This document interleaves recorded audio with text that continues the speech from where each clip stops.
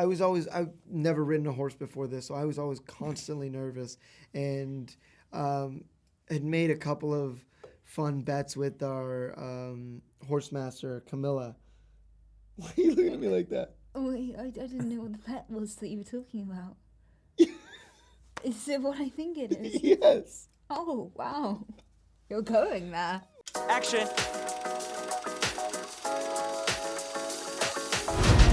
My dear friend, I thought I could prevent all this. I was wrong. My brother was abducted. The world needs you again. It needs your magic. Follow me. And so the original movie came out like nearly 10 years before either of you were born. Like, at what point did you become aware of that film? I became aware of it when I heard about the series and was kind of like reading about it and stuff. And so then I watched the film and just absolutely loved it. I thought the performances were amazing. Like, you know, Warwick and Joanne was just like, oh my God. Val even too. And Val, of course, yeah. And I just fell in love with its kind of like really unique tone. I found it as a kid, you know, my family would always go to a local, you know, I guess, I don't even know what, video rental, movie rental. They're called Blockbuster here. Yeah, no, but like... a Blockbuster. Like a Blockbuster, but like just a like little mom pop shop. And my dad picked it up and he was like, I watched this when I was a kid. And so we went and saw it, and I fell in love with the world, and I thought it was so much fun. And so when I heard about this opportunity, I was just honored and extremely excited. It invokes that same kind of feeling that Pixar movies do, that Disney does so well, which is everyone's going to find something to enjoy in this. You know, we have the like nice, fun, you know, classic Disney innuendo jokes somewhere in the show, but that only adults will understand. And then we also have the fun, family-friendly, you know, things that the kids are gonna laugh at. I'm going to enjoy this. If you're thinking what I'm thinking, so am I. I doubt that very much. Take him to my tent and make sure he's tied up. I don't know. See, that kind of sounds like we're on the same page. Yeah, for sure. Like, it's like, I think it's like, it's even a little edgy, I think. Like, it reminded me a little bit of the David Lowery film, The Green Knight. Wow. Thank you. That Erin was in as well. Like, it's got kind of some of that sort of supernaturally vibe to it. We which do I think have Ralph Ineson, is awesome. too. Yeah, with Ralph in it, yeah. Yeah. Yeah, because family movies were very different back in the 80s. Like, you had Willow and Labyrinth and The Never-Ending Story. Dark Crystal. The Dark Crystal. Stardust. Like, they were, Stardust. you know, Stardust weird, is so good. weird movies. Like, They're I grew so up in that weird. era. They were scary, scared the shit out of me. Yeah. Do you remember movies that resonate still with you today from your own childhood? Babe to me was like a big one. Babe and Lion King were huge. I'll always remember Ba Ram you know, he's like speaking to the sheep that way. And you know, there is like a bit of, I rewatched it recently, Babe, and it's a bit dark. They have like a couple of moments in there that is a little bit like sad and quite dark, but as a kid you kind of gloss over it. It's really interesting, and it's something that I think these stories do so well, which is let the audience kind of find it in different places of their lives. I would say Peter Pan. Peter Pan. I loved Peter Pan. Come on. And what? Come on. Oh yeah, that was definitely one of them. Shall we say it? Yeah. Well, we were just talking about this, but I used to love the Lizzie McGuire film when I was younger. I love that you said Lizzie McGuire film, not Lizzie McGuire movie. It was so great. Amazing. And so we can't talk too much about what happens to either of your characters. We don't want to give anything away for the audience. There's a couple of big reveals. Yes. Very early on as well. But Ellie, like, tell me, how would you describe your character of Dove? Well, I would describe her as a kitchen maid, you know? Oh. Yeah. So she... Does she cook? Yeah, she cooks Is she the good best cook? muffins. Like She's got the best muffins in the world. She's got the best muffins in the world. And she's incredibly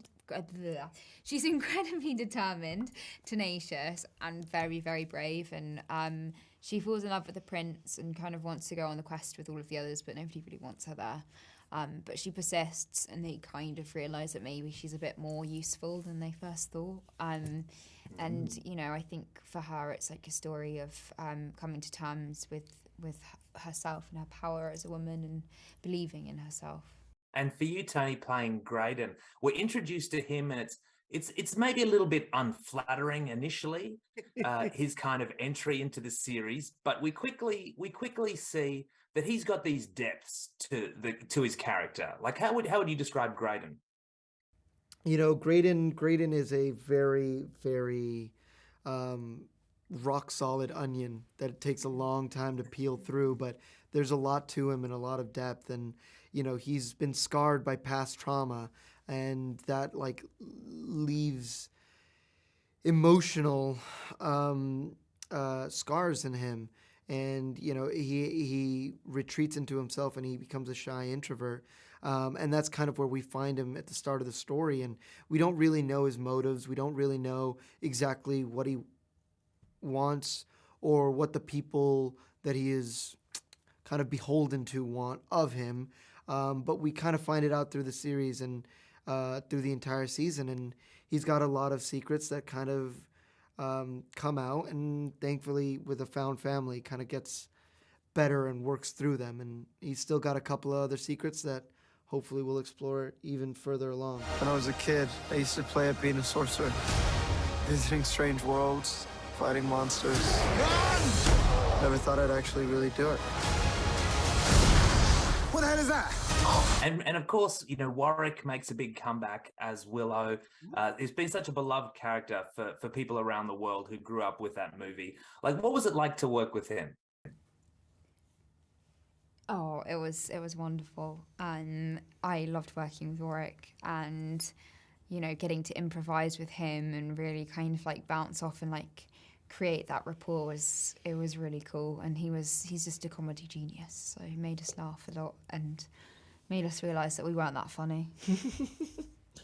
Sorry, I got to hear about this this month-long boot camp that you guys undertook in Wales to learn sword fighting and horse riding. Like, spill the tea. There must be some good stories. Yeah. I've never ridden a horse before this, so I was always constantly nervous, and had made a couple of fun bets with our horse master, Camilla.